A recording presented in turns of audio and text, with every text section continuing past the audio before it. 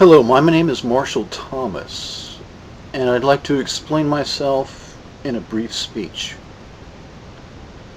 I don't claim to be any smarter or any more important than anyone else. If I'm different, it's because of the path that this life has led me down. I began searching for something I couldn't quite name when I was 25. I bought a camera and went for long walks in the woods and began to identify with the natural world, nature worship. When I was 29, I quit my job with NASA and started teaching ESL, English as a Second Language. I was going to save the world, one child at a time. I was very idealistic even at 29. I moved into a Hispanic neighborhood and taught myself Spanish with the help of my neighbors.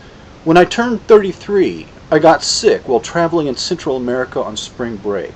I had surgery to remove a thyroid tumor and developed an autoimmune disease. I went to my HMO and other doctors, but they couldn't help me. The school district fired me. I lost my insurance, my savings. I was sick and unable to work. The worst of the illness came and went like a roller coaster, relapsing and remitting. It comes and it goes, progressive. It gets worse all over time.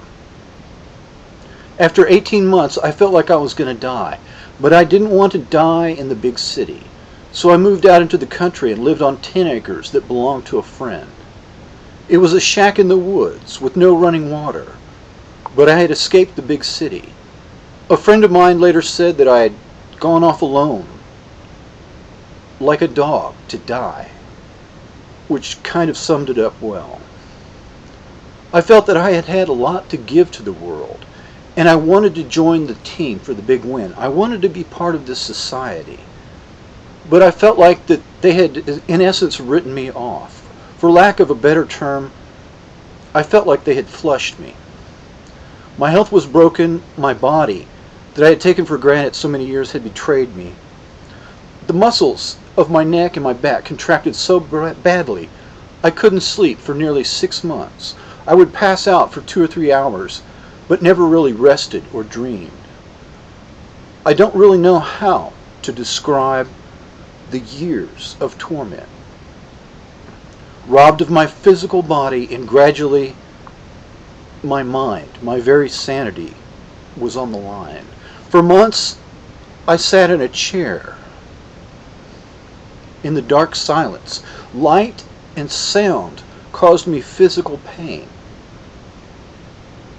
My eyes were rolled up halfway up in my head.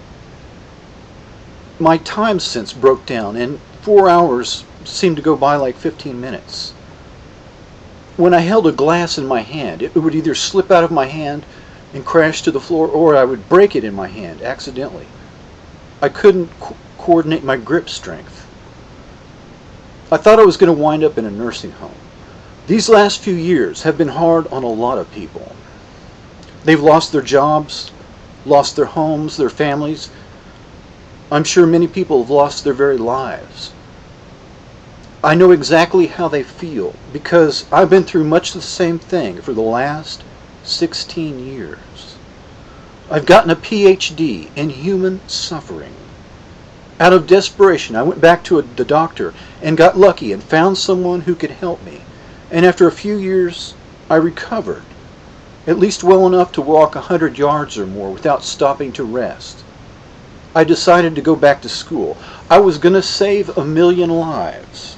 I was going to change the world and make it worth the price that I had paid to stay in this world. I worked in the biology department, studied microbiology, and joined the hantavirus team. After 9/11, I decided to make a medicine that would stop a biological weapon. The Soviet plague bioweapon was resistant to antibiotics. I came up with a solution and found business partners and formed a company and applied for an NIH grant under Project BioShield. It was around that time that I learned that innocent people were being used as human guinea pigs to perfect the latest and greatest anti-personnel weapons coming out of the Department of Defense weapons labs. For years, I've interviewed these people, like an epidemiologist, finding out their symptoms and what they have in common.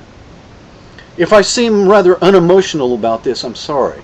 It's because I've had to harden my heart to terrible human suffering that seemed at times to go on without end.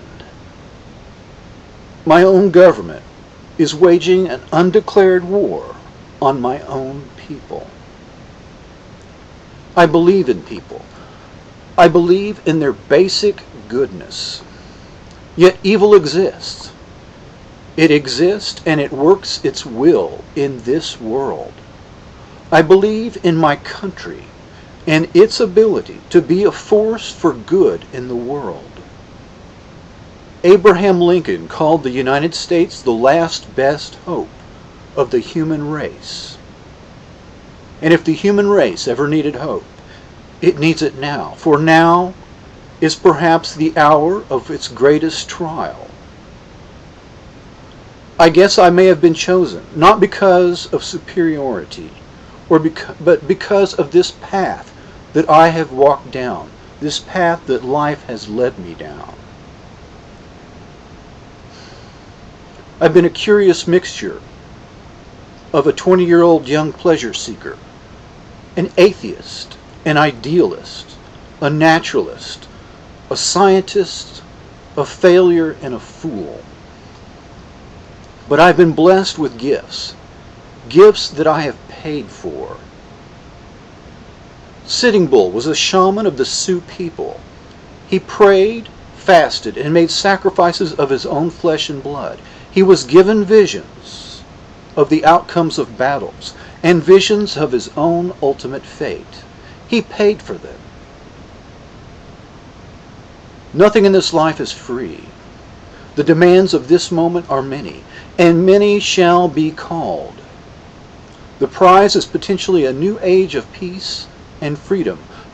The price of failure may be worse than death itself. I don't have all the answers. I don't call all the shots. And I don't blame you if you're skeptical. I would be too in your place. But if you ignore facts, historical facts, and physical evidence, then I do find fault